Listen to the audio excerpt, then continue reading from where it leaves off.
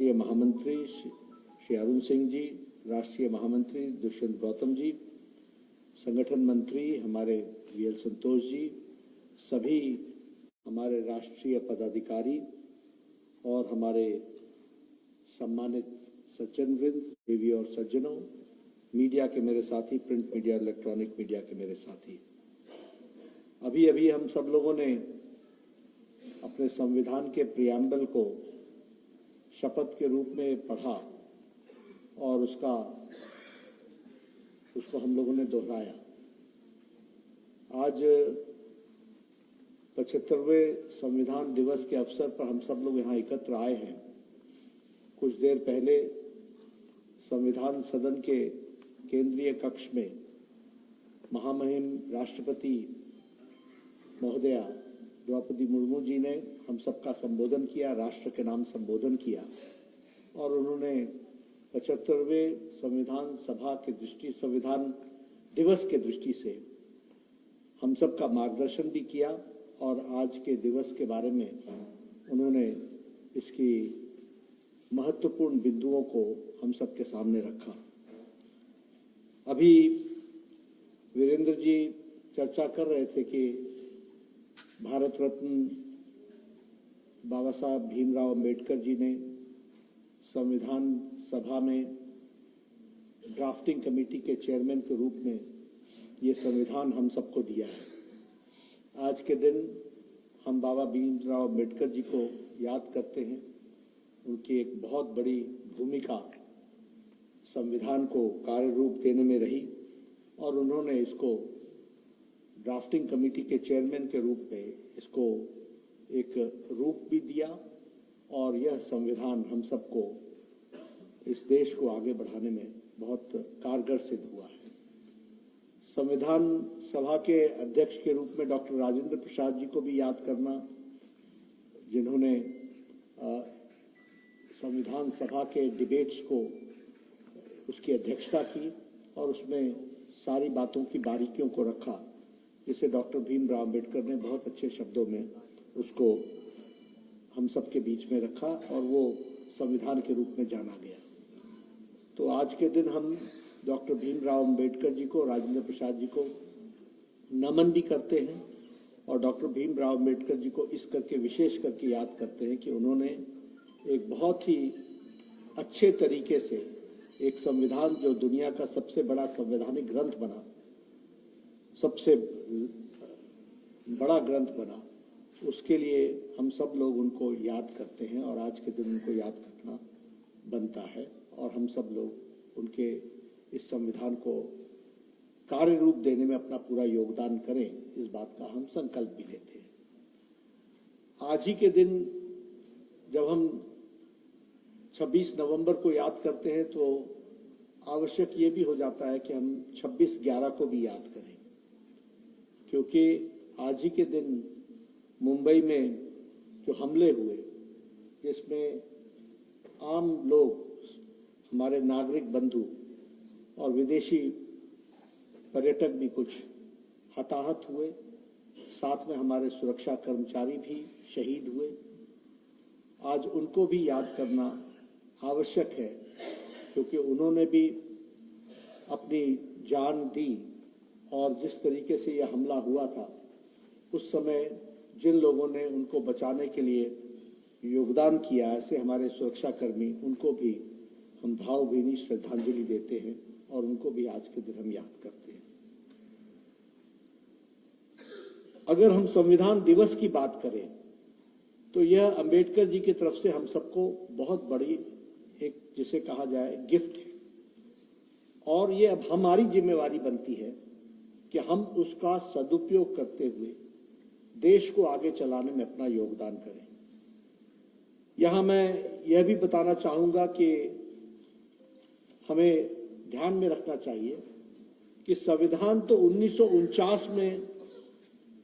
बनकर के तैयार हुआ और 26 नवंबर को वो देश ने उसको ड्राफ्टिंग कमेटी के उसकी रिपोर्ट को एक्सेप्ट किया, लेकिन संविधान दिवस के रूप में मनाने में इस देश के नेतृत्व को तय करने में 65 साल लग गए, 65 इयर्स। ये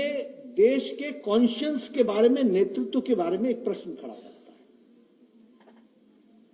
और यह भी हम सबको ध्यान में रहना चाहिए कि संविधान गौरव यात्रा बतौर मुख्यमंत्री गुजरात के श्रीमान नरेंद्र मोदी जी ने शुरुआत की और उन्होंने 26 नवंबर को याद किया। और यह भी ऐतिहासिक सत्य है कि जब वो 2014 में भारत के प्रधानमंत्री बने तो 2015 में शायद तारीख 19 नवंबर थी, 19 नवंबर को हमारे सामाजिक न्याय और अधिकारिता, सोशल जस्टिस और एम्पावरमेंट डिपार्टमेंट ने एक नोटिफिकेशन निकाला 19 नवंबर 2015 कि संविधान दिवस 26 नवंबर को मनाया जाएगा। यह नहीं, तो यह इस बात को, यह खुशी का विषय तो है ही, लेकिन यह सोचने के लिए भी हमको मजबूर करता है कि जिन लोगों ने देश की आजादी की बात कही और जो लोग देश के साथ इतने सालों तक राज किया, देश के ऊपर इतने सालों तक राज किया, उनकी प्रतिबद्धता, उनकी कॉन्शियसनेस, उनकी सोच में संविधान की जगह क्या थी, इस पर एक प्रश्न खड़ा होता है। और जब यह संविधान दिवस मनाने की बात आई 2015 में, तो उस समय मैं भी राज्यसभा का सदस्य था और उस समय कांग्रेस पार्टी के लोगों ने चर्चा की कि 26 जनवरी तो हम मनाते ही रहते हैं, ये 26 नवंबर मनाने की क्या आवश्यकता पड़ गई। और 2 दिन बहस चली लोकसभा और राज्यसभा में और उसमें संविधान दिवस पहली बार मनाया गया। ये भी हमको ध्यान में रखना चाहिए। इसलिए यह ऐतिहासिक तथ्य मैं इसलिए रखना चाहता हूं क्योंकि आज जब लोग संविधान दिवस की बात कहते हैं तो देश को यह भी मालूम होना चाहिए कि संविधान को सही रूप में देश के सामने प्रस्तुत करने में किन लोगों का योगदान है और किस पार्टी का योगदान है, किस नेतृत्व का योगदान है, वह भी ध्यान रखना चाहिए। वो हमारे भारत के प्रधानमंत्री नरेंद्र मोदी जी हैं जिन्होंने इस बात को लागू की। अभी बांसुरी जी ने हमारे सामने प्रियम्बल पढ़ा और जिस तरीके से हम लोगों इस बात के लिए कटिबद्ध हैं और भारतीय जनता पार्टी का सभी कार्यकर्ता और हमारी पंचनिष्ठाएं भी इस बात को कहती हैं कि no discrimination of sex, race, place of and freedom of speech, freedom of movement, तो वो सारी बातों को हम आगे बढ़ा रहे हैं। और हम सब लोगों के लिए ये बहुत बड़ी जिम्मेवारी है कि हम प्रियम्बल तो पढ़े ही पढ़ें, प्रियम्बल को हम आत्मसात करें ही करें, लेकिन इसके साथ साथ directive principles of state policy उसको भी हम जरूर अध्ययन करके, क्योंकि हम सब लोग जो देश को चला रहे हैं और जो राज्यों को चला रहे हैं उनके लिए आवश्यक है कि हम उसको समझें और जानें। और इसके साथ साथ हम यह भी कहना चाहेंगे कि मोदी जी के नेतृत्व में पूरी स्पिरिट के साथ ये कोऑपरेटिव फेडरलिज्म को हम आगे बढ़ाने का काम कर रहे हैं। और हमारे संविधान में बड़े स्पष्ट शब्दों में कहा unitary in nature, federal in structure. तो हमने जब फेडरल स्ट्रक्चर को माना है तो हमने यूनिटरी नेचर को भी माना है और इसलिए प्रदेशों को ताकत देना और इसीलिए एक नई शब्दावली का इजाद हुआ जिसको हम कोऑपरेटिव फेडरलिज्म कहते हैं, जिसमें हम प्रदेशों के साथ आत्मसात करके विकास की गतिविधियों को आगे बढ़ा रहे हैं और उसको सही रूप में रखने का प्रयास कर रहे हैं। यहां मैं ये भी कहना चाहूंगा कि संविधान की आत्मा को लागू करने में हमारी सरकार प्रधानमंत्री मोदी जी के नेतृत्व में पूरी तरीके से 100% तरीके से उसको करने में सफल हुई है, यह भी मैं कहना चाहूंगा। देखिए, संविधान तो बना हुआ था, संविधान तो यह कहता था कि सभी राज्य बराबर हैं और सभी राज्य भारत के अभिन्न अंग हैं, लेकिन यह धारा 370 कहां आ गई थी और यह धारा 370 इतने सालों से कहां अटकी हुई थी। ये 35A का एब्रोगेशन की में क्या दिक्कत आ रही थी? ये धारा 370 अगर समाप्त हुई तो 2020 को 6 अगस्त को हुई, या और वह भी प्रधानमंत्री मोदी जी के नेतृत्व में लोकसभा के अंदर और राज्यसभा के अंदर पारित करते हैं, उसका एब्रोगेशन हुआ। और जब हम संविधान के रक्षक की बात करते हैं तो पहली बार जम्मू कश्मीर के मुख्यमंत्री ने पहली बार भारत के संविधान के तहत शपथ ग्रहण की है, तो वह 75 साल बाद वो पहली बार की है, वो भी हमको समझना चाहिए। इसलिए लेटर और स्पिरिट में अगर किसी ने संविधान को लागू किया और आज जम्मू कश्मीर भारत का अभिन्न अंग हर दृष्टि से बना, तो वो धारा 370 के एब्रोगेशन के बाद बना और मोदी जी के नेतृत्व में हुआ, ये भी हमको समझना चाहिए। हम इक्वालिटी की बात करते हैं, ये 3 तलाक कैसे चला हुआ था? और मैं 3 तलाक के बारे में ये बताना चाहता हूं, पाकिस्तान में 3 तलाक नहीं है, बांग्लादेश में 3 तलाक नहीं है, अफगानिस्तान में 3 तलाक नहीं है, ईरान में 3 तलाक नहीं है, इराक में 3 तलाक नहीं है, इंडोनेशिया में 3 तलाक नहीं है, कोई भी इस्लामिक देश में 3 तलाक नहीं है। लेकिन हम जो we the people of India solemnly resolve और विदाउट की निकास के और इसके हम डिस्क्रिमिनेशन के हम संविधान को चलाएंगे, हम ट्रिपल तलाक को चला रहे थे और 3 तलाक को समाप्त करने का काम किया तो प्रधानमंत्री मोदी जी के नेतृत्व में हुआ है। और सही मायने में संविधान के रक्षक अगर हैं तो वह हमारे नेतृत्व है और हमारी एनडीए है, इस बात को हमको समझना चाहिए, जिन्होंने उसको पूरा करने का प्रयास किया। विमेन रिजर्वेशन, आखिर ये बिल तो बहुत पहले आ गया था, कितने साल अर्जुन जी? मेरे ख्याल से 40 साल, 96 में ये लोकसभा में रखा गया था। इसको 40 साल इंतजार किसने कराया? कौन थे? 40 नहीं, 30 साल।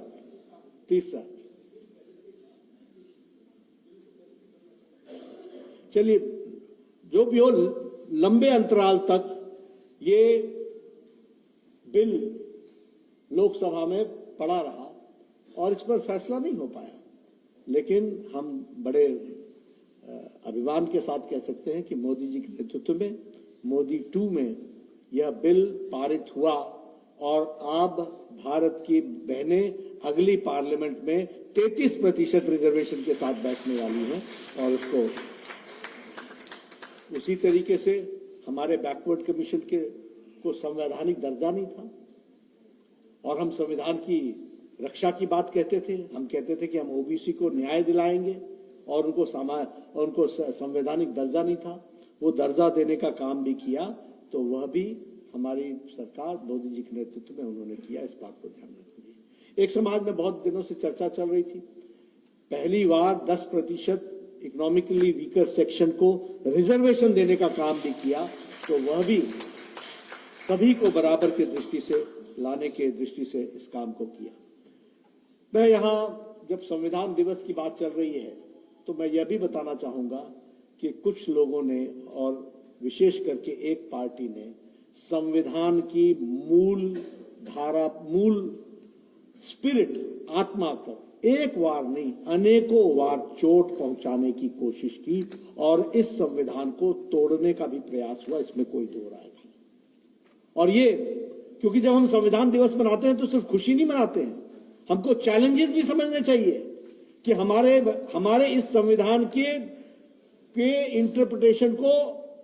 तोड़ मरोड़ करके गलत तरीके से रख करके किस तरीके से एक कुत्सित प्रयास हुआ है ताकि वह अपने स्वार्थों की सिद्धि कर सके और संविधान के मूल आत्मा पर भी आघात पहुंचा सके, इस बात का भी प्रयास हुआ है। और इसीलिए 2 वर्षों तक आपातकाल लगा रहा और आपातकाल में हम सबको मालूम है कि आर्टिकल 19, 20, 21 और 22, आर्टिकल 19, 21 और 22 ये इसको बंदी बनाया गया, एक तरीके से इसको लागू नहीं होने दिया, फ्रीडम ऑफ स्पीच नहीं रही, फ्रीडम ऑफ प्रेस नहीं रही। 1,76,000 से ज्यादा लोग मीसा और डीआईआर में बंद हुए। 36,000 के आसपास, 1,36,000 के आसपास लोग हुए। और हम ये कह सकते हैं कि संविधान की रक्षा के लिए 75,000 से ज्यादा लोग हमारी विचारधारा के थे, जिन्होंने अपने आप को बंदी बनाया, 2 साल जेल में रहे और कोई पता नहीं था उस समय कि हम जेल से बाहर निकलेंगे कि नहीं निकलेंगे, आजादी आएगी कि नहीं आएगी। लेकिन वो लड़ाई लड़ी गई और संविधान के रक्षक के रूप में हम सब लोग, जब यहाँ आज भारतीय जनता पार्टी के कार्यालय में हम संविधान दिवस और यही नहीं मना रहे हैं, देश के हर जिले में मना रहे हैं, हर जिले कार्यालय में मना रहे हैं, तो उसके सही मायने में रक्षक भी हम हैं और हमने ही रक्षा की, ये बात हमको ध्यान में रखना चाहिए। 90 बार मैं आपको बताना चाहूंगा कि कांग्रेस पार्टी ने चुनी हुई सरकारों को गिराया, 90 टाइम्स ये उनका किरदार रहा है, 90 बार। और इसलिए संविधान के ऊपर आघात पहुंचाने में उन्होंने कोई कसर नहीं छोड़ी गई। जुडिशियरी जो हमारी इंडिपेंडेंट है उसको कब्जे में लेने का प्रयास किया गया, जजों की नियुक्तियों में इस तरीके का काम किया गया। और मैं यहां यह भी बताना चाहूंगा कि डॉक्टर भीमराव अंबेडकर जी के जीते जी उनको जहां सम्मानित करना था, वहां उस समय की नेतृत्व ने